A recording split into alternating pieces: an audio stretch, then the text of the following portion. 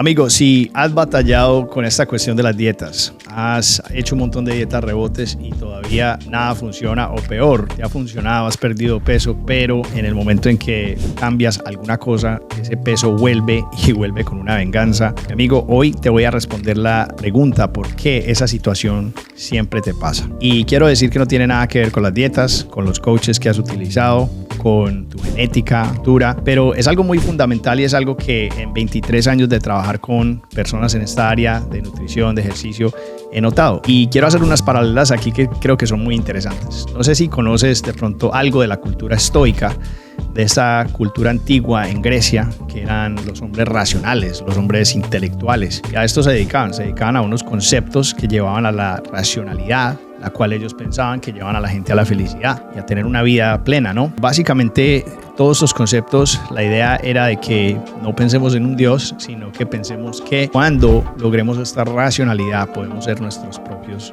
dioses. Y una de las razones por las que yo hoy en día entiendo, por muchas razones, principalmente porque como cristiano pues entiendo de que verdaderamente el cambio solamente viene por medio de un reconocimiento de Jesús como Dios y Salvador, y que solamente es Él el que nos puede empoderar. Es interesante porque muchas de estas filosofías las ha adoptado esta cultura. Actualmente, especialmente en Estados Unidos, hay una cultura que se llama la cultura hustle. Esa palabra hustle significa trabajar duro, perseverar, ser ambicioso, no dormir, el controlar, el tener el cuerpo perfecto, el ser el más disciplinado, el que más lee, etc.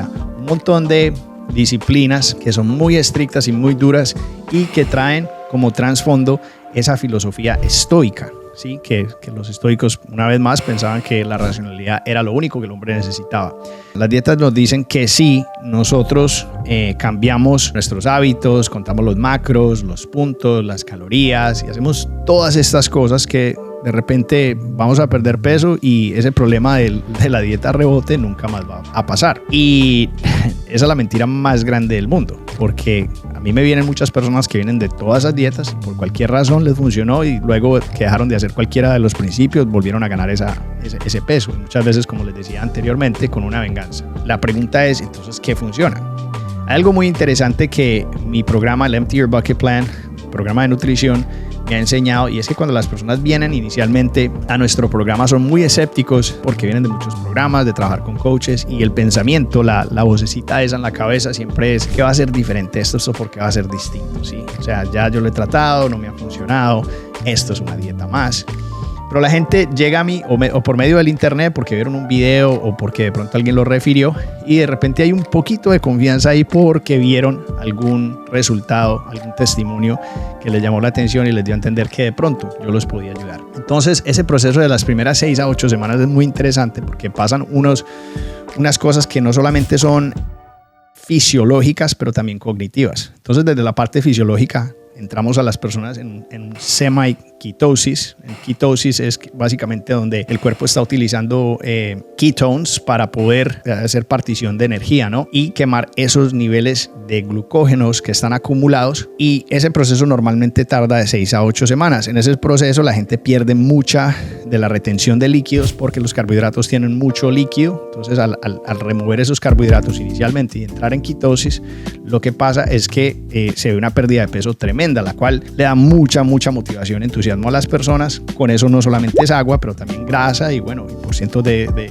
grasa corporal. Y lo que pasa luego es la parte cognitiva. Entonces, la idea de alejarnos de estos alimentos que hacen unos picos de insulina altos, como el arroz, la papa, la pasta, todos estos alimentos, lo que estamos haciendo también es reseteando el apetito y los afectos que tienes por ciertas comidas.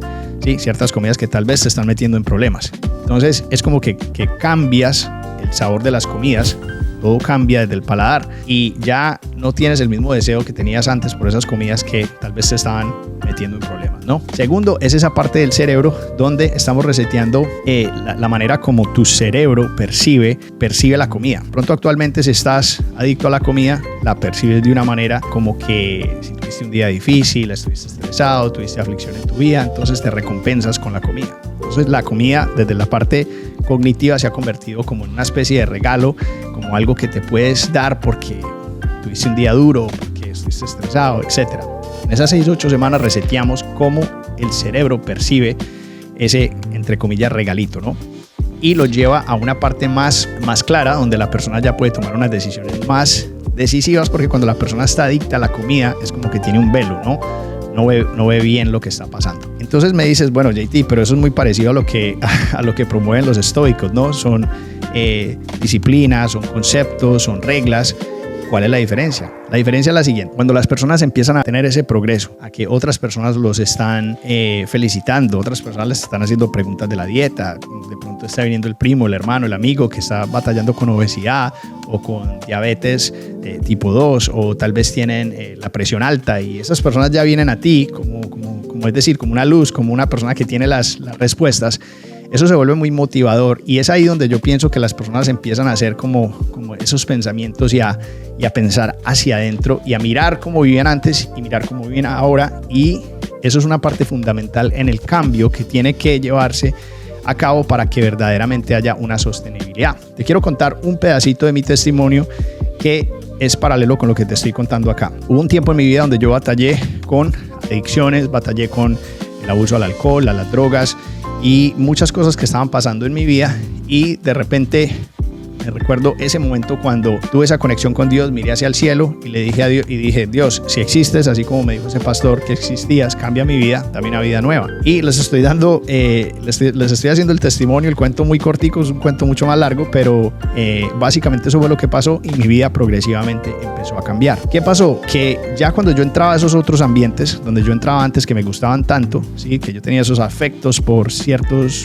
dependencias, por ciertos lugares, ciertas personas, ya yo entraba a esos ambientes y era como que el estómago me daba vueltas y hasta me daban ganas de vomitar. Ya yo rechazaba esos ambientes, pero era simplemente porque Dios había cambiado mi naturaleza. De igual manera, para que esta parte de la dieta sea sostenible, no pueden ser solamente reglas estoicas, principios, directrices. Tiene que ser básicamente que Dios cambie verdaderamente tu naturaleza. Ahora, no termina ahí. Eso es lo fundamental, es que Dios cambie tu corazón y que te dé un entendimiento que esta parte de la comida no es estrictamente por alimentarte, pero es una manera también de traer gloria y honrar a Dios. Cuando tú conectas ese concepto con esas convicciones, tu vida empieza a cambiar de una manera radical. Entonces ya no te tienes que esforzar, ya no tienes que tener todas estas disciplinas, simplemente entiendes que lo principal es una relación con Dios.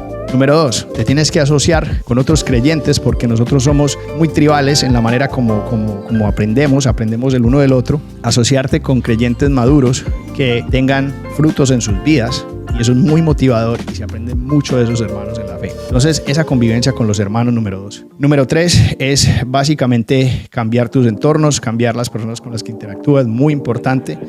Quieres volar como una águila, no puedes estar con gallinazos. Entonces hay que cambiar tu entorno. 4, tienes que encontrar un programa que sea sostenible. El Empty Your Bucket Plan tiene esas 3 fases muy sostenibles, pero si no es nuestro programa, ya cualquiera de esos otros programas pueden funcionar, porque lo más importante ha pasado, que es que tu naturaleza ha cambiado, y eso es fundamentalmente lo que anteriormente no te estaba funcionando, ¿sí?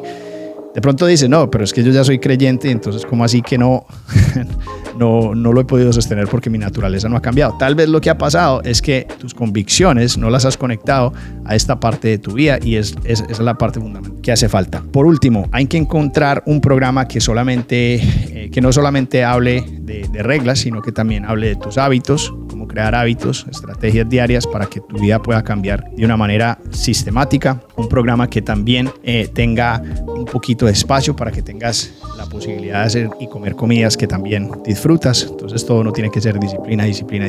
Y encontrar un coach, alguien que te lleve ahí, que te tenga básicamente conectado a tus compromisos, y que te recuerde de esos compromisos, porque es muy fácil olvidarlo y tratar de hacerlo solo es bastante difícil.